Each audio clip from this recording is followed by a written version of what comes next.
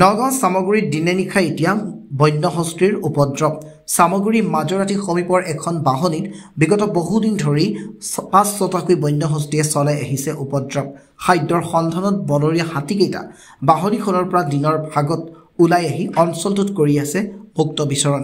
যাৰ বাবে এতিয়া শংকাত ভুগিছে গাঁওখনৰ সৰ্বসাধাৰণ ৰাইজ ইফালে সন্ধ্যা নামিলে বন্যহস্তী কেইটাই ঢাপলি লয় নিকটৱৰ্তী হাছৰা বৰালি গাঁৱৰ পথাৰলৈ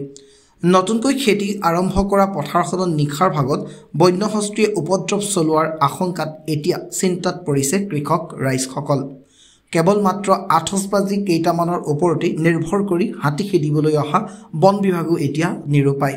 বনকৰ্মীসকলে যিমান খেদিলেও পুনৰ নিখাটোৰ ভিতৰতেই হাতীকেইটা পুনৰ উভতি আহে বাহনীখনলৈ বন্যহস্তীৰ দ্বাৰা সৃষ্ট এই বৃহৎ সমস্যাটোৰ বাবে কেৱল মাত্ৰ হালিহাত অসহায় দৃষ্টিৰে অনাকাংক্ষিত বিপদৰ ক্ষণ গণিবলৈ বাধ্য হৈছে মাজৰাতি হাছৰা বৰালি গাঁৱকে ধৰি বৃহত্তৰ অঞ্চলটোৰ ভুক্তভোগী ৰাইজসকল ওলাই আছে আজি 15 দিনমান হ'ল দিনতে পথাৰতে থাকে ৰাতি হ'লে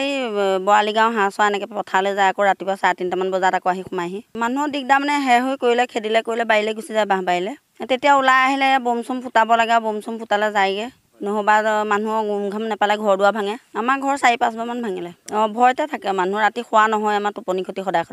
গৈ পেলাই পথাৰ পায়গে এই বৰালি গাঁও হাছৰা এনেকৈ পেলাই যায়গে কৃষি পথাৰ কঠীয়া পাৰিছে মানে ৰুইছে আৰু মানুহে যি ৰুইছে সেয়াও ৰোৱা খাই পেলাইছে নগাঁৱৰ পৰা দিবাকৰ ডেকাৰ ৰিপৰ্ট DS News 24/7